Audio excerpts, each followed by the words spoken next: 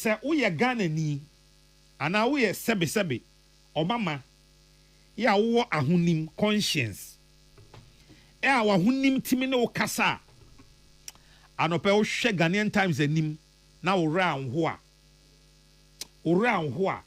na wo so wording wo hwe Ghanaian Times anim anope na se wo ra anho a na wording hwe mo hwe no Facebook no enie mo hwe o Facebook any YouTube no de enti am se wo hwe Ghanaian Times na wo ra anho a na wording no enie mo hu that picture we Galamsey no Galamsey and ya ni say ya sase ni say no ma me fa men camera na mo hwe ni eni oh samo Galamsey o yan kasa yesu ban de ye ho no ene amanyofo ka kire ye say endru say ye declare state of emergency enu akra Dormahene kan bi na ye me nwanwa papa say na Dormahene etimi ka asem no say yendru baby a ye declare state of emergency and I'm putting it to you nana mianam nana no so nana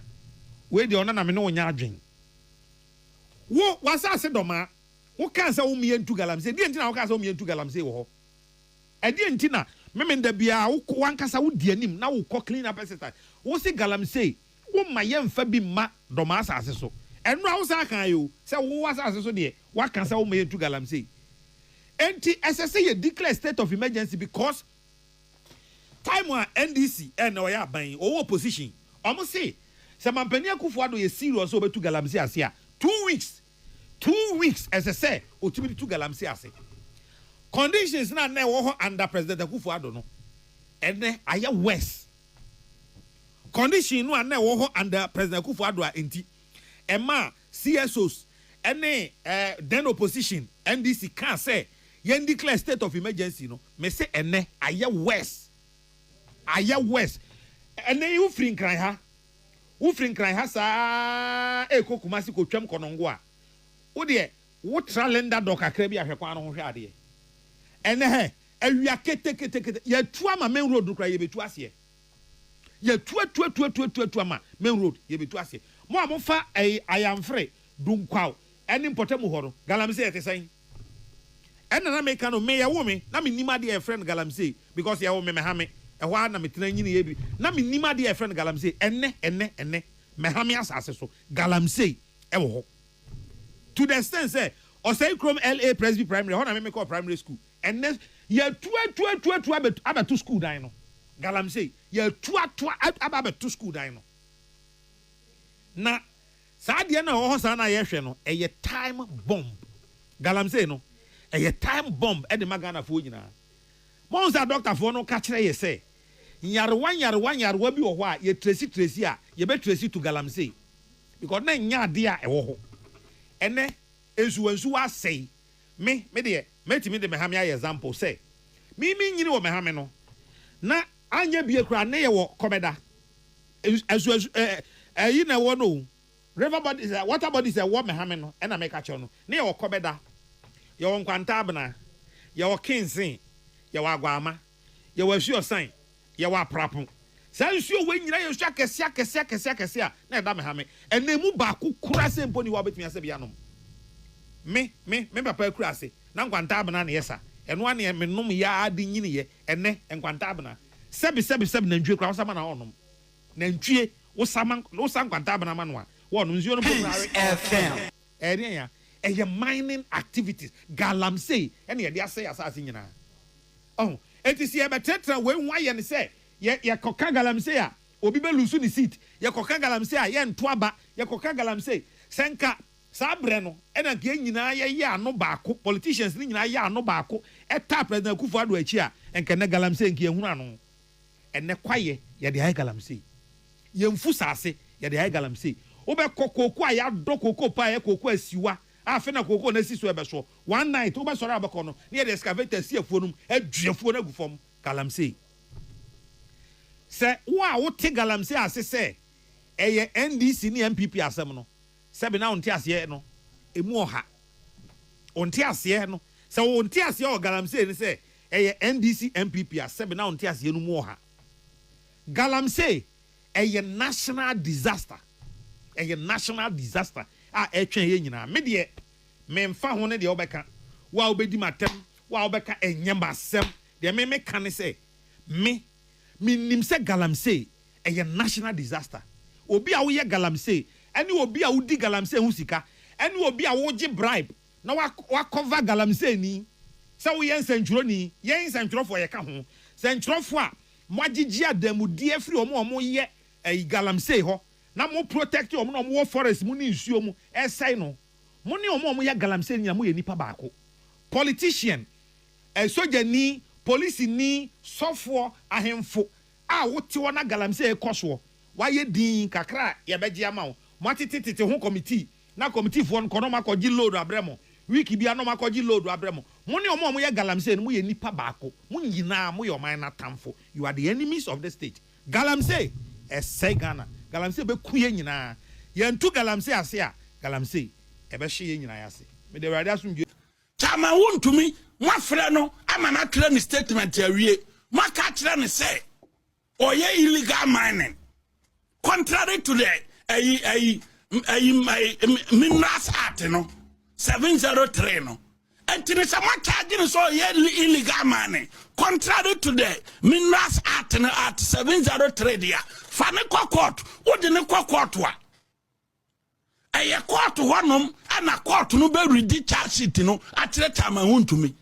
But me so surprised say Attorney General be assuming the jurisdiction of the court. No waka say ye afraid Chama wontumi ni ye ready charges na atire no. Ehim fa na sa de ni bisi. Minim say criminal procedure no a lawyer for amohwe me say assistant dia. The only thing I minim I want Marano mun say, Attorney General person charge me. O file who case real, you just call me and say, that's a yensia me court. Munsia a court, Mokodra, Modemo docket, my court clerk, judge it drum, no more read the charges, no, at the accused person, no. But for Attorney General to say, Chama won to me, Attorney General office. Na you ready charges in Trani dear. But any criminal procedure, law be no white say, Attorney General be ready charges at Roby. What in the panel? Not all charging, no making a statement we are. Put the person before court. But all my Attorney General office now ready charges at you are not the court. Procedurally, are you wrong? Legally, are you wrong? Monfa law no no bia wo kromesi procedurally wrong legally wrong go say Attorney General beka say accused person run office no ready charges in kire no wrong nti asem na Attorney General kan wo adwumadie na ase emra mu no wrong so beka say accused yes ni ababa ya ne say me no ka say no o ma police fo akwa wo Attorney General office wo now my fan say Monday no my police for CID for na wo investigate Chama wontumi no kwa Attorney General office wo nti Chama wontumi duru ye na no de handcuff aso ne nsa because charge sheet na you ready nti omo de handcuff begu ne nsa omo de handcuff gu ne nsa no de ne court omo de ne duru court wa yes, you call no court or remand no nti bia omra Friday a strategy ni nyama match say yenim but don't tell anybody say emra no Attorney General or right to say see ya the 4 year hwehwemu bibia wia ana Attorney General wo charge obi wia na nipa no opa no otwere statement the person can be elected to remain silent obi anya no who a constitutional right to remain silent until our friend war CID an Attorney General officer or Pobetman Kasa on Kasa who reduce charges in it or a proper way. What the answer was in my bonnet into young court. Quadua would be bombing ye, match mistake to Messeman Kasa. Babia, you ready charge it at the chair accused person at the court. There's no law. There's no law, and there's no law in this country a mandate Attorney General so already charges enter accused person. I assure you that we are determined to win this fight. And